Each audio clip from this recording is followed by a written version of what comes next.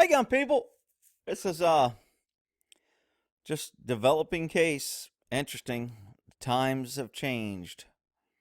Uh, used to have the KKK doing things to black people because they were black. Now we got the black community doing things to white people because they're white. Just amazing. I'm not saying this cop is right or wrong. I'm just saying how it's politicized. CNN, everything's got to be unarmed teen, child, Texas. Ooh, the racist Texas. White officer kills black man. Woo! Big news. Yeah, okay. Cops don't usually get convicted when they're on duty because they have limited immunity. In this case, they fired the cop right after the shooting, said he violated policy. And I've talked about this a lot of times in a lot of my use of force videos. Cops are protected if they're within policy, if they're in the scope of their employment and they're within policy. When you violate policy, you lose that two-pronged test. You may be in the scope of your authority, but you lose the within policy. That's why agencies have books of policy. I mean, one agency had like 3 manuals of books. And it's just like crazy. You got to know all these policies. And basically, it's just like our government with laws. We're going to make so many laws that you cannot avoid them all. You're going to violate some, but we're going to pick and choose when we want to enforce it and when we don't. But when we want you, we can get you. And that's the same thing with police policy. And again, I'm not saying this guy was right or wrong, but there's some interesting comments in this little article here. Let me kind of bring you up to speed a little bit on this case. So back around July 2017, I did a video on this incident. Interesting about this case is this officer, 2 weeks before, if you read the article, he was involved in a road rage incident to where he pulled a gun on somebody and put it to the head. And evidently, Dallas police or Dallas DA's office, one of them cleared him and said there was no wrongdoing and no crime. Well, now, since he shot these kids, they went back and, quote, reinvestigated that first crime, and now they determined there was a crime. So they charged him with aggravated assault on that one also. So I'm not sure if there's a witch hunt or if there's, they're going back after this guy. I mean, the family's got a good point. Had they really investigated the first act where he pulled a gun on somebody, maybe he wouldn't have been on the road to shoot their son that night. And I kind of agree with it. But wait, it gets better. There was another incident where this guy, the DA's office, had to ask some intern to leave because when they were interviewing him, he got so upset and started screaming profanities that they had to ask a young intern to leave.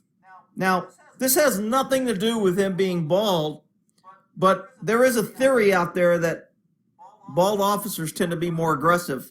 I can't remember where I heard it, but that's the rest of the story. Okay, so if you remember this case, when it happened, they weren't releasing the body cam footage. Well, now they released the body cam footage. And I'll be honest, from the footage I see, there ain't enough to convict this dude. But I don't know if there's all the footage. I mean, I can't make heads or tails. And believe me, I crack on cops all the time. And, I got people here that think all I do is take the cop side, and I got other people, cops, that think all I do is pick on cops and take the cop side. In this case, even what I know before and his actions and his road rage and all the other crap, this video to me is not conclusive evidence beyond a reasonable doubt that he committed murder. Remember, when cops are on duty, if it's a reasonable fear, then their actions can usually be justified. And in this call, let's take a look at this.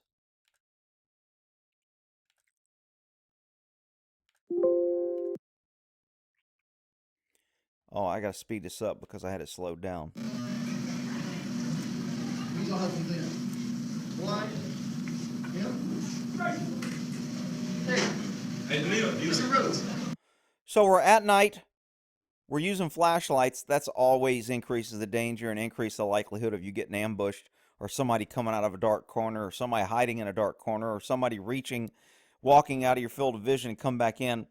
Walking around dark rooms with lights, it looks cool. Everybody's got these bright 400,000 million candle watt, kiloton freaking blinding lights. That's great, but it takes away your night vision.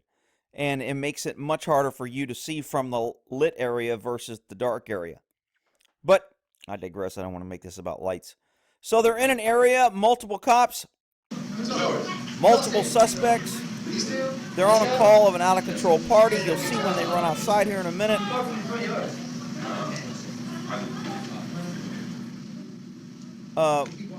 There's a whole bunch of people running around. I stood there and made him go right into it just for a few minutes, just to have some fun. There's a whole bunch of teens running around. All these That's millennials what the like, media "It's likes to say money!" when they get shot committing crimes. But this teen, I don't know if he was committing a crime or not.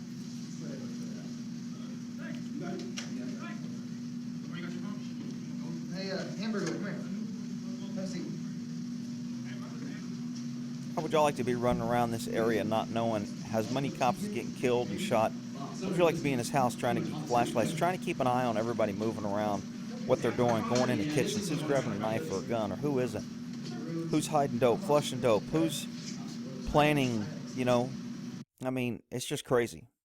So they're inside this house on this call, shots outside.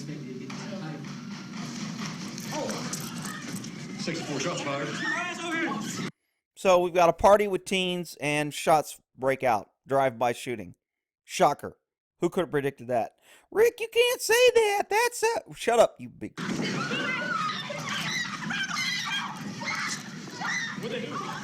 Chaos. People screaming. People running.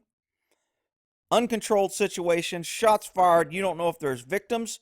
You don't know. Remember, you know, when cops are making these decisions, sometimes it's what you don't know. Sometimes it's what you know. You can't take somebody's life just on what you don't know. But remember, cops' actions are always judged on totality of circumstances.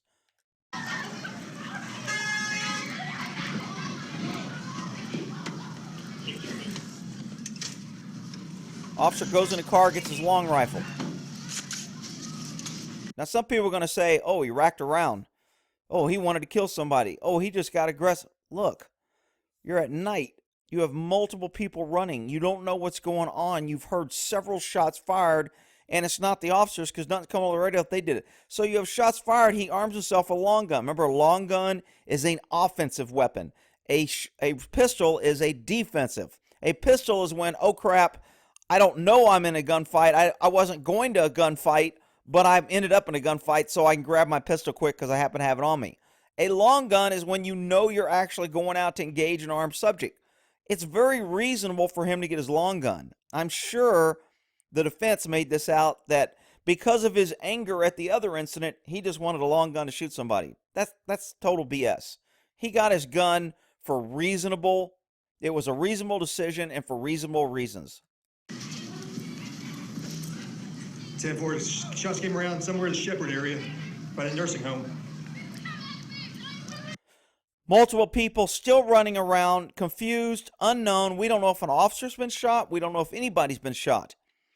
That probably hurts him because nobody put out officer down. I have an injured suspect.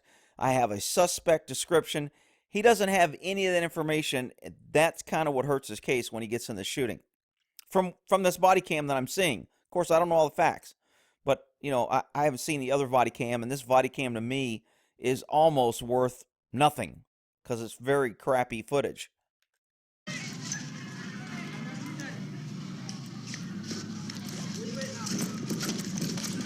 So he sees something right here and starts running. What's in his mind at this point? This is what hopefully the defense, I mean, I don't, obviously they didn't do a good job because they convicted the guy. But, you know, they convict innocent people all the time. They let guilty people go. OJ was let go. He was guilty. Rodney King was guilty and he got paid money. So, I mean, what that doesn't determine the truth. It just determines public perception. So this guy starts running. He's got a long gun. All he knows so far, we have a lot of people running. We have a lot of people screaming. We have shots fired. I don't know what's going on. And now I've got a car either speeding away or speeding toward an officer. Is that enough to shoot? Probably not.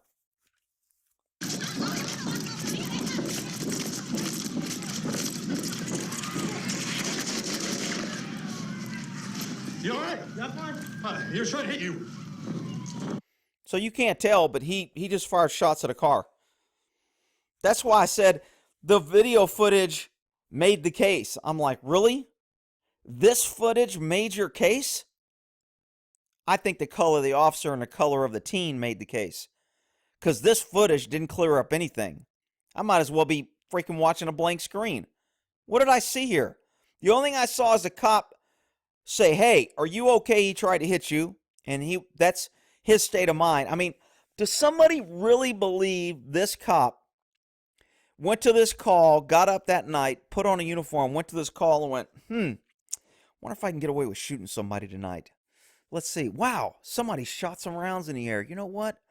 I'll just go get my gun and I'll probably just shoot somebody and say, yeah, because they shot, I'll get to shoot somebody.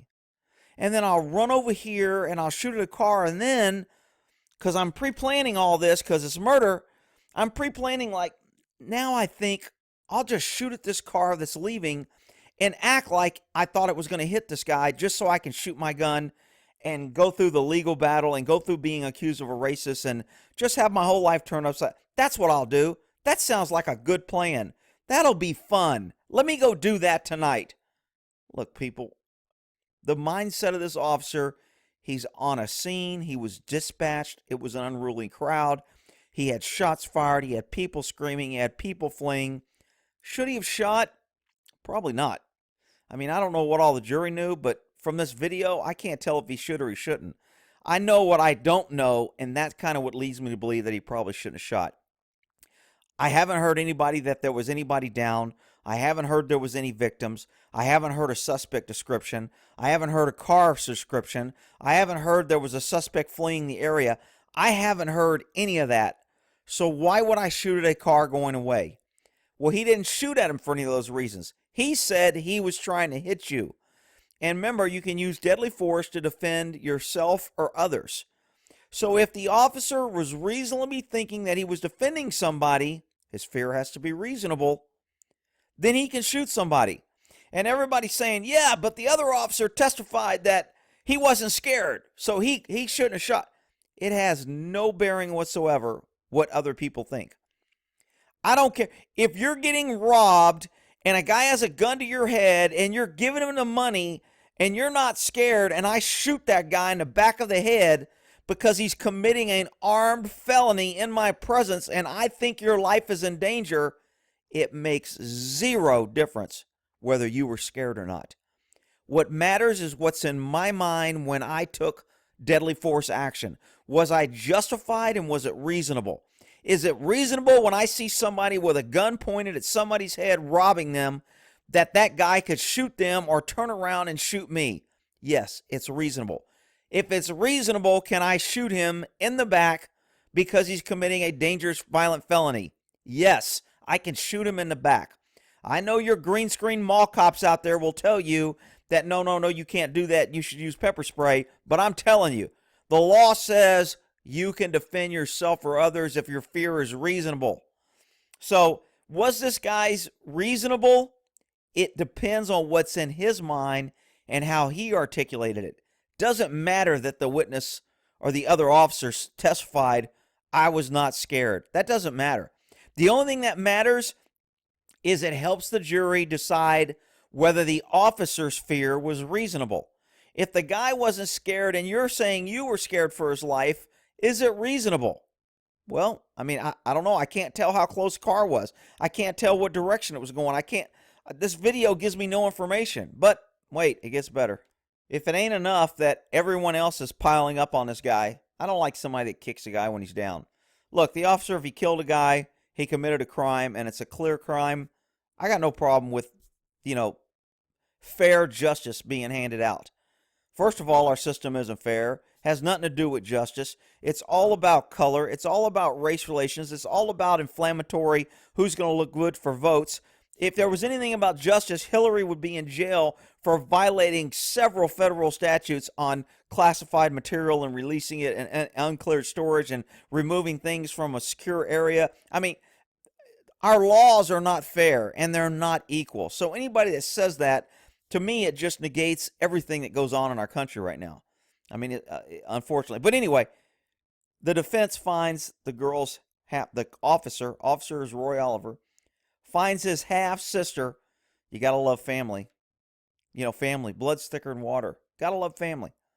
You know, if somebody's family, they're more important. Okay, let's see what the sister says on the stand for the officer. Yes, sir. On Facebook, correct? Mm-hmm. And before that time, I'd never even heard of you. Mm-hmm. So she's testifying that she sent a message to somebody about her half brother, the officer. Gotta love family, man. That's great. Okay. Tell the ladies and gentlemen of the jury what you sent her. I sent her a message saying that I hope that justice is served in this case, and I hope that he gets what he deserves because he took an innocent life. And I feel sorry for what that he has done to this boy. Oh, she said boy.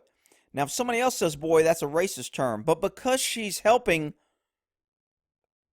you know, because she's testifying for him, she can say boy and it's not racist.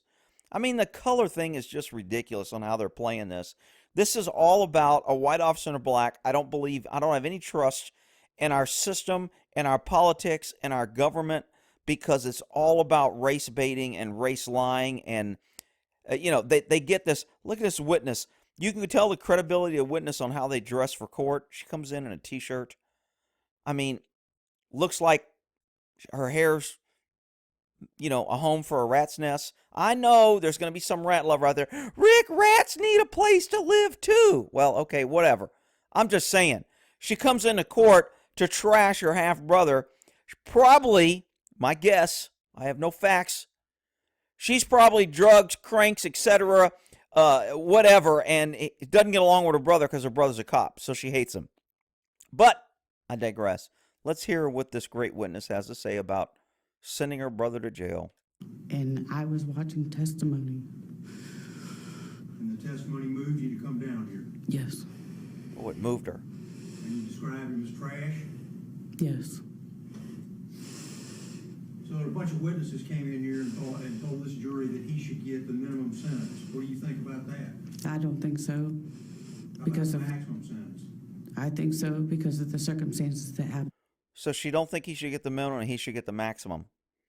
Think there's any bias in this witness? Ah, Rick, why are you trying to pick on her? You're just picking on her because she's white, Rick. You don't like white people. Whatever. Look at this CNN article. So he gets convicted, and he gets a 15-year prison term and a fine of $10,000. Woo, that'll show him. $10,000 fine. Ooh, I'm glad they added that in there. I'd hate for him, like, you know, to only get like a 10. He should have got $1 million fine. Yeah, let's hang him. Yeah. Jeez. The attorney described him as a killer in blue. Ooh. Ooh, those Maine cops. You know, cops are out there writing tickets, people. If they aren't killing you, they're writing you a ticket. So, you know, we need more cops. Dallas is crying. They don't have enough cops. I just did a video on their crying. They're 800 cops down. They got plenty of cops at that call. They had plenty of cops there to shoot. They're writing plenty of tickets. Their ticket stats aren't down. Look at this sentence. We don't want another parent to have to go through what this family had to do with. Really? You have like 100 people getting killed in Chicago on a weekend. Every weekend you have outrageous shootings and killings in Detroit and Chicago where black people are killing black people, and there's not a word about it in the media. This happens in a liberal area run by liberal politicians, and you don't hear a word about it. Suddenly, somebody's concerned that they don't want another parent to go through this because the victim was black and the officer was white. Now, you couldn't tell this from the video I just showed from body cam because they're not releasing it. But if you read this article, it says the officer with Oliver saw a Chevrolet Impala reversing, repeatedly ordered it to stop. He then approached the vehicle from the passenger side with his weapon drawn. This goes to the state of mind of Oliver. Why he had a long gun. He sees another officer with his weapon out.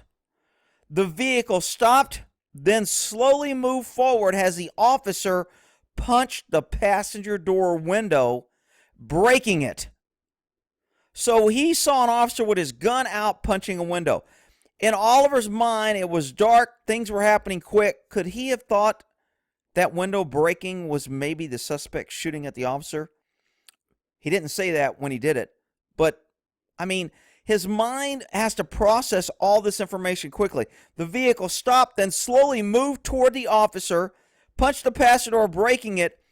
Oliver discharged multiple rounds from his rifle as the vehicle drove past him. So I couldn't tell any of that from the video footage. But the officer that punched the window, I believe, is the one that testified he wasn't in fear of his life. Probably wanted to keep his job. Probably was told, if you say you weren't scared, we're going to fire you too. Oh, Rick, they don't do that. They would, because they want the truth. And the truth is more important. That's freaking crazy. Attorneys are always trying to get cops and witnesses to lie. Oh, during closing arguments, the student was described as hardworking, smart, and always smiling. Wonder if he was smiling when he was running from this party in the middle of the night when an officer's got a gun pointed at him telling him to stop and the vehicle speeding away and almost hitting them. I wonder if he was smiling then. Rick, you can't. He was just, it was just the white guy wanting to shoot black people. Yeah, right. You know if CNN's involved, it's going to be racial oriented. Here's a key part where people aren't going to pay attention to this trial at all. After the shooting, the police chief, the one that fired the officer, after the shooting, the police chief initially said the car Jordan was riding in moved aggressively toward police, leading officer to fire his rifle. So after the police had information, because the police didn't just say this willy-nilly and went out there, he had statements, he reviewed video footage, and he made this after he had information. So he supported it, and then Black Lives Matter came out, and everybody cried. It was racial, and why aren't somebody being charged? And poor black people are getting killed. And suddenly the police chief changed his mind. Days later, he gets to revamp what he said and said he misspoke. The body camera footage showed the car was driving forward, away from the officers, not reversing toward them. So, I mean, do I think this cop probably got sold out? It sure does sound like it. I mean, the video footage is crap. They wouldn't release it. I mean, this case just stinks. And it's what's sad about this is when there's real injustice, it's glossed over or missed because of this fake outcry, this socialist, anti-freedom, anti-truth, this crap liberal environment that we have to make everything about color. We have to suppress truth. We have to hire people because of their color. We have to hire them because of what bathroom they use. We have to force people. We can't fire them because of their color. We can't say anything bad about them because of their color unless they're white. Then it's open gates. Everybody can say anything they want. For some reason, it says convictions are rare because cops usually don't get convicted of this. And I think there's only been 5 officers ever convicted in the line of duty, and 4 of those have been overturned. So, and they've already appealed this conviction. I mean, it's very, very difficult for a jury to say conclusively the officer had the intent to go out there and kill somebody. I mean, I just don't know how they got there. But, juries, it takes 3 weeks to pick them for, a 4-day trial because you have to get rid of everybody that's going to rule against you and you have to stack the jury. I mean, it's like going to a kindergarten class and saying, okay, you're going to be the jury. Who thinks we should outlaw Santa Claus? How do you think that jury's going to vote? I mean, that's pretty much what our jury system is now. Anyway, interesting case. Who's right and who's wrong, hard to say. If you ask CNN, it's always about the mean white people and the poor black teens. All right, we'll end that there.